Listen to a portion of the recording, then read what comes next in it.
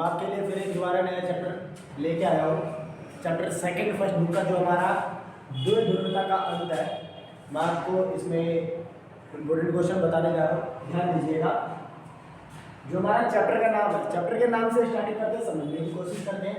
जो हमारे चैप्टर का नाम है, चैप्टर का नाम क्या है? दो ध्रुवता, दो ध्रुवता का अंत। तो हम पहले इसको देखेंगे कि दो ध्रुवता का मतलब होता क्या है। दो मतलब दो ध्रुवता, ध्रुवता का मतलब होता है प्रभाव होना, है ना, प्रभाव होना इसका मतलब होता है। दो ध्रुवता का अंत, है ना, ये स्टार्ट। दो ध्रुवता मतलब क्या? क्वेश्चन पहले समझेंगे, दो ध्रुवता का क्या अर्थ है, पहला क्वेश्चन। इसकी शुरुआत कब हुई, दूसरा क्वेश्चन, और इसके उभरने के कारण बताइए। तीन क्वेश्चन यहाँ पे आपसे पूछे गए हैं। जनरली मैं कई बार बता चुका हूँ हर वीडियो में, जबकि मैं बताता हूँ कि बच्चे क्या करते हैं, ओवर कॉन्फिडेंस में जैसे देखते हैं कि भाई दो ध्रुवता मतलब फटाफट लिखना शुरू, ये नहीं समझते कि क्वेश्चन में पूछा क्या गया है, लिखना क्या है, ठीक है। और बाद में कहते हैं कि हम तो फुल लिख के आए, नंबर नहीं मिला पूरा। तो इसका यही कारण है कि पढ़ते नहीं है सही से, ओवर कॉन्फिडेंस नहीं। तो हम देखेंगे क्वेश्चन क्या है, दो ध्रुवता का क्या आता है, पहले हम उसको एक्सप्लेन करेंगे। जैसे मैंने हेडिंग में डाल दिया है दो ध्रुवता। दो ध्रुवता का मतलब क्या? दो ध्रुवता मतलब प्रभाव होना या दबदबा होना, एक ही बात है। विश्व में दो महाशक्ति का प्रभाव होना कितना ईजी है, ठीक है। आगे हम लिख देंगे कौन सी महाशक्ति थी, आपने पढ़ा है, सोवियत संघ, अमेरिका, ये दोनों विश्व में महाशक्ति थी। महाशक्ति मतलब एक तरह से दादा, है ना।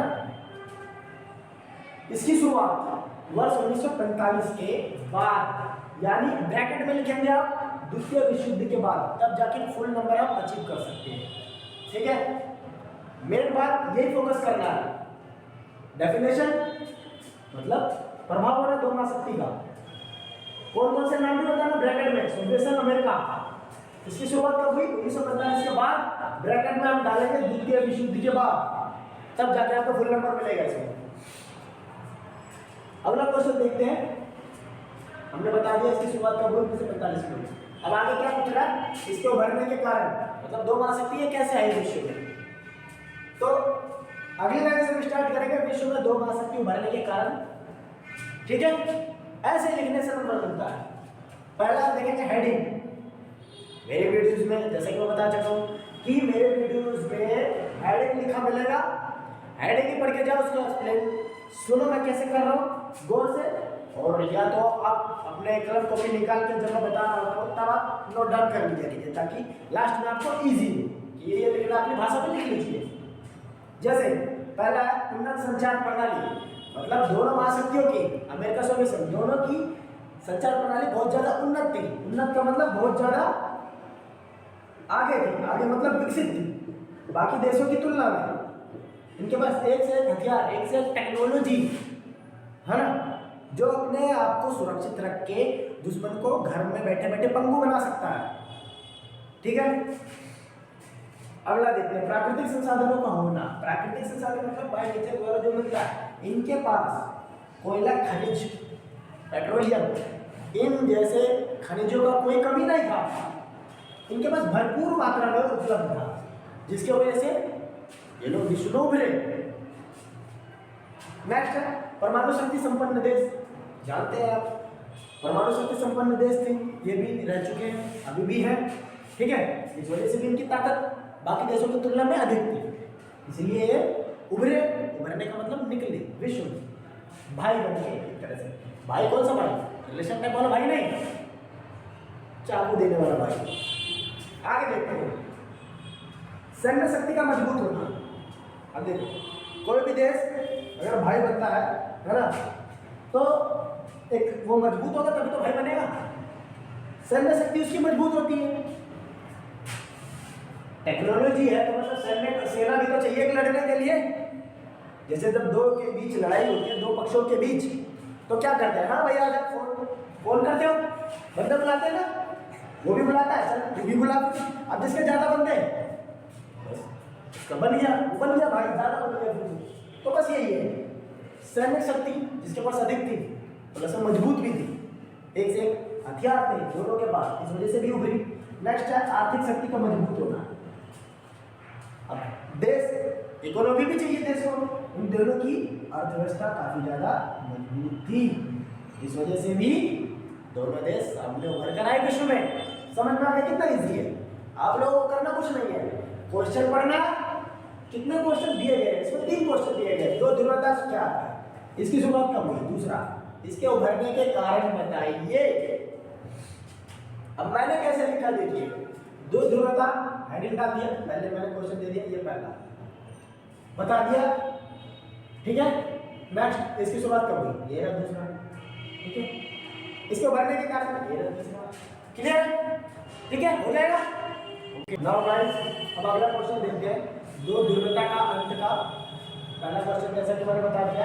अब सेकंड क्वेश्चन जो इसका आप लोगों को बता दी कि ये क्वेश्चन भी कई बार रिपीट हुआ, कई बार आता है, 4 से 6 नंबर में, ठीक है। अब 6 नंबर में आता देखो क्या पूछता है। मेरे वीडियो में मैंने कई बार बताया है कि मेरे पॉइंट्स ऐसे होते हैं, है ना, हेडिंग तो ये दे रखा, एक्सप्लेन करूंगा, अपनी भाषा में लिख लीजिएगा, कॉपी पेन ब्लूटूथ या जो भी है लीड वगैरह लगा के सुनिएगा। अपनी भाषा में लिख लेंगे तो आपको लास्ट में पेपर में दिक्कत नहीं होगी, क्योंकि हम अपनी भाषा में लिखते हैं ना, तो हमें याद रहता है, ठीक है। देखते हैं क्वेश्चन क्या है। सोवियत प्रणाली से क्या अभिप्राय है, पढ़ते आ रहे हो, सबको पता है सोवियत प्रणाली से क्या अभिप्राय है। अगला क्वेश्चन क्या है, इसकी क्या विशेषता, इसकी विशेषता बताइए। समझ में आ गया, सोवियत प्रणाली से क्या अभिप्राय है। मैंने पहले बोला, पहले क्वेश्चन पे फोकस, 2 बार पढ़ो, 2 क्वेश्चन है। सोवियत प्रणाली से क्या अभिप्राय है, ठीक है। तो अब हम पहले लिखेंगे हेडिंग, सोवियत प्रणाली एक्सप्लेन में कर दिया कि यह प्रणाली समाजवादी विचारधारा पर आधारित प्रणाली थी, जहां एक ही पार्टी यानी कम्युनिस्ट पार्टी का दबदबा था। दबदबा या प्रभाव एक ही बात है, ठीक है। एक ही पार्टी कम्युनिस्ट पार्टी का दबदबा था, बस सोवियत प्रणाली खत्म, डेफिनेशन में डिफाइन खत्म हो गया। अब अगला क्वेश्चन की ओर चलते हैं, इसकी विशेषता बताइए। इसकी विशेषता तो नेक्स्ट लाइन से नीचे, सोवियत प्रणाली की विशेषता निम्नलिखित है। अगर आप इस तरह से क्वेश्चन आंसर करते हैं ना, तो आपको फुल मार्क्स मिलने के चांस होते हैं काफी, 99.5% का, ठीक है। ताकि टीचर को इस तरह से, टीचर को बढ़िया समझ में आता है चेकर्स को, क्योंकि चेकर्स के पास इतना टाइम नहीं होता, उनको भी पैसे कमाने होते हैं। अब वो एक चीज देखते नहीं है, इसलिए जैसा पूछ रहा है ज्यादा एडवांस नहीं, फालतू टाइम वेस्ट नहीं करनी, जो पूछ रहा सिर्फ वही बोलना है। सोवियत प्रणाली हो गया, इसकी विशेषता अगली लाइन से बता दो। सोवियत प्रणाली की विशेषता निम्नलिखित है। इस तरह से तुम्हारा पेज भी बढ़ेगा और लाइन भी बढ़ेगी, ठीक है। पहला पॉइंट क्या कह रहा है, कम्युनिस्ट पार्टी का दबदबा। सोवियत, अब यह हेडिंग एक्सप्लेन सुनो क्या है। कम्युनिस्ट पार्टी का दबदबा कि सोवियत प्रणाली में एक ही पार्टी यानी कम्युनिस्ट पार्टी का दबदबा था, दूसरी किसी और पार्टी को आजादी नहीं थी आने की। समझ में आ गया कितना इजी है। कम्युनिस्ट पार्टी का दबदबा, किसी पार्टी का दबदबा कब होता है, जब कोई और पार्टी नहीं होती, ठीक है। और कौन सी पार्टी थी, कम्युनिस्ट पार्टी। समझ में आ गया। सेकंड पॉइंट देखते हैं, नौकरशाही का कस्ता शिकंजा। नौकरशाही यानी बड़े बड़े पुलिस ऑफिसर, बड़े बड़े अधिकारी, हायर लेवल के। तो सेकंड पॉइंट हमारा है कि नौकरशाही का कस्ता शिकंजा, शिकंजा यानी पकड़, लोगों पर उनकी पकड़ बनी हुई थी कि अगर कोई भी लोग सरकार के खिलाफ बोल नहीं सकते थे, अगर वो ऐसा करते थे तो उनको दबाया कुचला जाता था। समझ में आ गया। नौकरशाह द्वारा, नौकरशाह का मतलब बड़े बड़े IAS IPS के बड़े बड़े अधिकारी, ठीक है।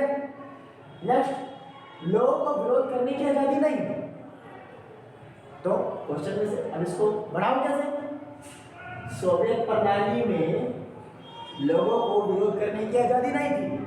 अगर कोई विरोध करता था तो उसे मारा जाता था, पीटा जाता था। समझ में आ गया। दंड भी दिया जाता था। हो गया, कितना इजी है। नेक्स्ट है योजनाबद्ध तरीके से विकास। नियोजित यानी प्लान। ठीक है, समझ में आ गया? प्लान। अब आगे कह रहा है योजनाबद्ध। योजनाबद्ध तरीके से सोवियत प्रणाली में विकास किया जाता था। जो भी काम करते थे, निर्णय लेते थे या देश का विकास करना, वो सारा क्या होता था? योजना बना के, प्री प्लानिंग। कोई भी काम हमने देखा है कि कोई भी काम किया जाता है योजना बना के, जो काम करते हैं प्लान बना के, वो 95% सफल होने के चांस होते हैं। समझ में आया? 100% भी हो जाते हैं। योजना बना के कोई भी काम करना असफल नहीं जाता। जैसे तुम्हारे स्कूल में पिकनिक ले जाते हैं, तो तुम लोग आपस में बच्चे बनाते हैं, प्लान बनाते हैं कि भाई तुम ये ले आना, पेप्सी ले आना, मैं कुरकुरे ले आऊँगी, ये ले आऊँगा, तुम फोन ले आना, मैं बैग ले आऊँगा, तुम चश्मा ले आना। प्लान बनाते हैं। समझ में आ गया? नेक्स्ट, या पढ़ाई के दौरान कि भाई इस तरह से पढ़ाई करेंगे, एक टाइम टेबल बनाएंगे और इस हिसाब से पढ़ाई करेंगे तो हम इतने नंबर्स अचीव कर पाएंगे। तो एक प्लान बनाते तो काफ़ी हद तक सही जाएगा हमारा। आगे देखते हैं बेरोजगारी का क्या होगा। बेरोजगारी बहुत बड़ी विशेषता, खास विशेषता। अब देखो मैं कैसे बता रहा हूँ, हर लाइन इसमें जोड़ दो कि सोवियत प्रणाली में बेरोजगारी नहीं थी, मतलब सभी लोगों को रोजगार दिया गया था। सभी को रोजगार मिला था। ठीक है, सभी लोगों को रोजगार मिला था। बहुत अच्छी विशेषता है। अगला देखते हैं, मूलभूत जरूरतों को पूरा न किया जाना। मूलभूत जरूरतों को सरकार द्वारा पूरा किया जाना। मूलभूत जरूरतें कौन कौन सी होती है? कि सोवियत प्रणाली में लोगों की मूलभूत जरूरतों को सरकार द्वारा पूरा किया जाता था। ठीक है, अब मूलभूत जरूरतें कौन सा? तो रोटी, कपड़ा, मकान। बाद में 3 चीजें और ऐड हो गई, शिक्षा, स्वास्थ्य, जलापूर्ति, है ना? तो ये 6 चीजें हैं। बेसिकली तो 3 है, वैसे 6 है। तो वो मूलभूत जरूरतों को सरकार द्वारा पूरा किया जाता था। समझ में आ गया? नेक्स्ट, प्राकृतिक संसाधनों का होना। कि सोवियत प्रणाली में प्राकृतिक संसाधन बहुत ज्यादा मात्रा में, भरपूर मात्रा में उपलब्ध थे। खनिज तेल, पेट्रोलियम, कुछ भी। समझ में आ गया? कितना इजी है। तो ये क्वेश्चन ये पे खत्म होता है। अब इसी में होता है, तो अगला क्वेश्चन बताता हूँ इसी में। ध्यान देना। इसका भूगोल के क्वेश्चन आता है, सोवियत प्रणाली से क्या अभिप्राय है और इसके सकारात्मक, 2 सकारात्मक 2 नकारात्मक विशेषता बताइए। नेगेटिव और पॉजिटिव। नकारात्मक और सकारात्मक। समझ में आ गया? भूगोल क्वेश्चन देगा, सोवियत प्रणाली से क्या अभिप्राय है या किसे कहते हैं, या आप क्या समझते हैं? एक ही बात है। इसके 2 सकारात्मक या 2 नकारात्मक विशेषता बताइए। तो मैं इन्हीं में से आपको बता देता हूँ सकारात्मक कौन से, नकारात्मक कौन से। सकारात्मक मतलब पॉजिटिव। समझ में आ गया? ये इसका सिंबल है। और नकारात्मक मतलब नेगेटिव, ये इसका सिंबल है। अब मैं यहाँ पे बता देता हूँ, कम्युनिस्ट पार्टी का दबदबा, तो ये नेगेटिव होगा, पॉजिटिव होगा? नेगेटिव होगा, ऑब्वियसली नेगेटिव होगा, क्योंकि एक ही पार्टी का दबदबा है, मतलब नकारात्मक। समझ में आ गया? अगला, नौकरशाही का कस्ता शिकंजा। Negative, positive? नेगेटिव, क्योंकि यहाँ पे नौकरशाही का शिकंजा कैसा हुआ? पकड़ बनी हुई है। समझ में आ गया? नकारात्मक। लोगों को विरोध करने की आजादी नहीं, ये भी नकारात्मक। ये लोग, समझ में आ गया? भाई लोगों को विरोध करने की आजादी होना चाहिए, हर देश में होता है। अगर सरकार कुछ भी गलत काम करती है तो विरोध, जाहिर सी बात होना चाहिए, और अच्छे कार्यों का समर्थन दो। लेकिन यहाँ पे ऐसा नहीं था, सरकार कर रही है नहीं कर रही है उसका आपको कुछ लेना देना नहीं है, विरोध नहीं कर सकते। विरोध करोगे तो फिर नौकरशाह ऊपर है, वो पकड़ बनाए हैं। समझ में आ गया? इसीलिए ये भी नेगेटिव। तो ये 3 तो हमारे हो गए नेगेटिव। अब आगे जो बताऊंगा वो होगा पॉजिटिव। योजनाबद्ध तरीके से विकास, पॉजिटिव यानी सकारात्मक। समझ में आ गया? योजनाबद्ध, भाई बहुत अच्छी बात है। सोवियत प्रणाली में योजनाबद्ध तरीके से विकास हो रहा है। योजनाबद्ध मतलब योजना बना के विकास करना। कितना बढ़िया है, पॉजिटिव है। बेरोजगारी ना होगा, ये भी पॉजिटिव है। समझ में आ गया कि सभी लोगों को रोजगार मिला था, इससे आत्मनिर्भर थे वो। समझ में आ गया, पॉजिटिव। नेक्स्ट है मूलभूत जरूरतों को सरकार द्वारा पूरा किया जाना, ये भी पॉजिटिव है, सकारात्मक है। ठीक है, कितना इजी है। प्राकृतिक संसाधनों का होना, ये भी पॉजिटिव है, क्योंकि प्राकृतिक संसाधन जब भरपूर मात्रा में होती है वो देश उन्हीं चीजों से विकास करता है। क्लियर? एक ही क्वेश्चन में 2 क्वेश्चन हो गया, तो चैनल सब्सक्राइब करना तो बनता है। कितना इजी है। अब आप देखेंगे तो इतने इजी पॉइंट आपको नहीं मिलेंगे, मिलेंगे सपोर्टिंग आप बगल में उठा के रख के देखो, इसमें से 1-2 मिल जाएंगे, इतने इजी नहीं मिल रहे। सब्सक्राइब, लाइक, सब्सक्राइब जरूर करें। अगले मिलते हैं अगले वीडियो। ठीक है, बाय।